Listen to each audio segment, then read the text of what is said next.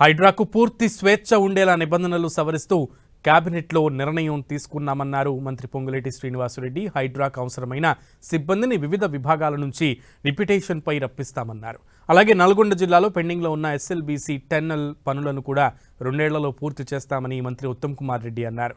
SLBC project Nalgonda జిల్లా ప్రజల చిరకాల వాంఛ అన్నారు మంత్రి కోమటిరెడ్డి వెంకటరెడ్డి. గతంలో మిషన్ భగీరథ పథకంలో భారీ స్కామ్ జరిగిందని ఆరోపించారు. హైడ్రాకి ఒక చట్టబద్ధతని ఈ కేబినెట్లో కల్పించడం జరిగింది.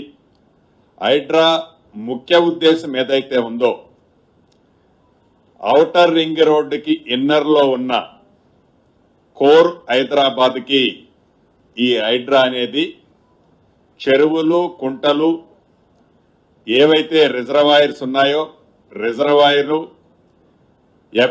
నాలాలు వీటన్నిటికీ ఎఫ్టీఎల్ బఫర్ జోన్లో ఏవైతే స్ట్రక్చర్స్ ఉన్నాయో ఏవైతే గతంలో మున్సిపాలిటీలు కార్పొరేషన్లు వివిధ శాఖలకు సంబంధించిన అంశాలన్నిటిలో ఈ హైడ్రా పూర్తిగా వాటికి ఎన్నైతే హక్కులు ఉన్నాయో ఈ హైడ్రాకి ఈనాడు కేబినెట్ లో వాటన్నిటికీ సంబంధించిన అంశాలని హైడ్రాని ఇన్కార్పొరేట్ చేయటం జరిగింది.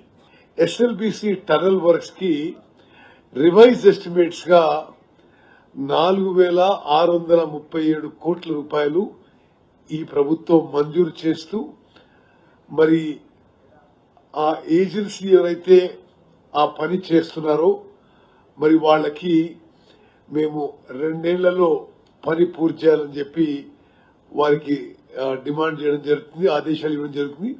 ఔటర్ లిమిట్ గా సెప్టెంబర్ 2027 ఈ యొక్క ఎస్ఎల్బీసీ టనలు ఆ డిండి బ్యాలెన్సింగ్ రిజర్వాయర్ ఇవన్నీ పనులు పూర్తి చేసి ప్రారంభం చేస్తామని చెప్పి కూడా మరి ఉమ్మడి నల్గొండ జిల్లా ప్రజలకు తెలియజేస్తున్నారు.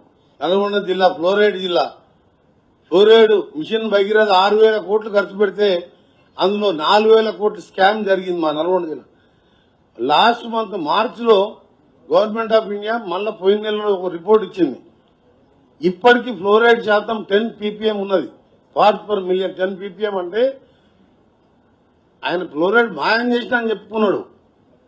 మాయం కాదు, ఇంకా పెరిగింది. ఇప్పుడు 2 సంవత్సరాల్లో రేపు ఈ ఫ్లోరైడ్ ఈ గ్రావిటీ ద్వారా వచ్చే టనల్ పూర్తయితే గ్రౌండ్ వాటర్ పెరిగి అప్పుడు ఫ్లోరైడ్ తో పాటు 4 లక్షల ఎకరాల నీళ్లు వస్తుంది. నిజంగా నా కోరిక కూడా నెరవేరుతుందని చెప్పి నాకు కూడా ఈరోజు చాలా సంతోషంగా, ముఖ్యంగా ఎందుకంటే ఇది అవుతుందా కాదని చెప్పి మా జిల్లా ప్రజలుండే పొద్దున రివ్యూ చేసినప్పుడు వేలాది మందిగా వచ్చిండు.